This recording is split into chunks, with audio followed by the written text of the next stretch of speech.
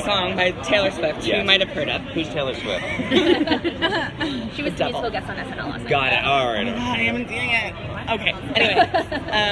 Anyway, the Man is a song that's about how if Taylor, she's like, if I was a man, I'd be the man. I understand. But she's not, so she doesn't get to do all those things. And I think that Isabel's in that space moving into the season. Is sort of, she's very over the restraints and the disguises, and she's stepping into her own, and I'm very proud of my Isabel. Yeah. Like, one thing you talked a lot about online is introducing marginalized characters, into Roswell. How important has that been, and what can we expect with that in season 2?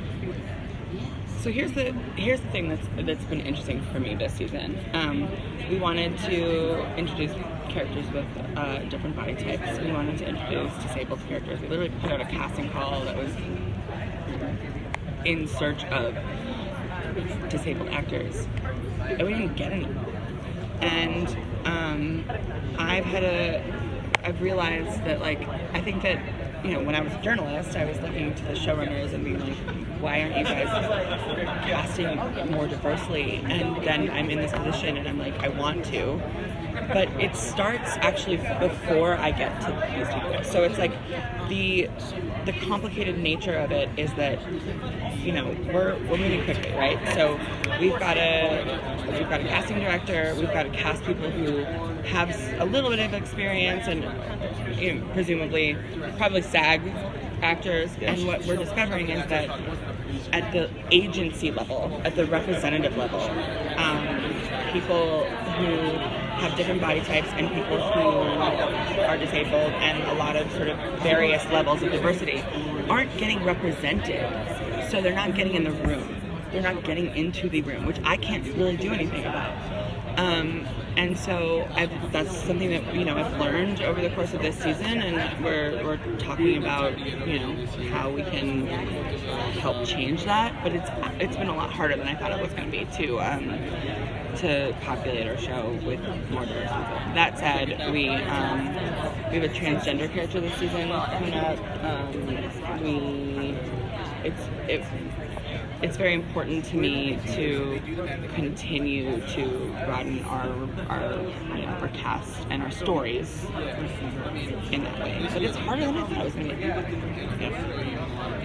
To piggyback off of that, apart from the cast, I know that it's also been important to build writing room and everything else, from the ground up with diversity. And what lessons did you learn in season 1, and how did you expand that into going and building the room for season 2, and just what stories and avenues you wanted to go down? I mean, I think it's important. We know what stories we want to tell, so we try to seek out, can we get people that represent some of those stories. And I love our room, and our room is great about being open and trying to discuss all of these topics. It can be sticky and messy, right? And so we actually started the season saying, we're going to step in it. Someone might offend you by mistake. We're all coming from a good place. Let's try to, exactly. And so sometimes we'll create a storyline and say, is that if you represent something from the storyline, how is this weighing with you? You know what I mean? So we're constantly trying to put out something good. Yeah. Even if sometimes that story means that you have to add the bad to it, for drama reasons. But it's we're trying to find that sweet spot of entertainment, but also being here's some interesting things to teach the world along the way. Yeah. We try to put the debates that we have in the writer's room, we try to put on screen.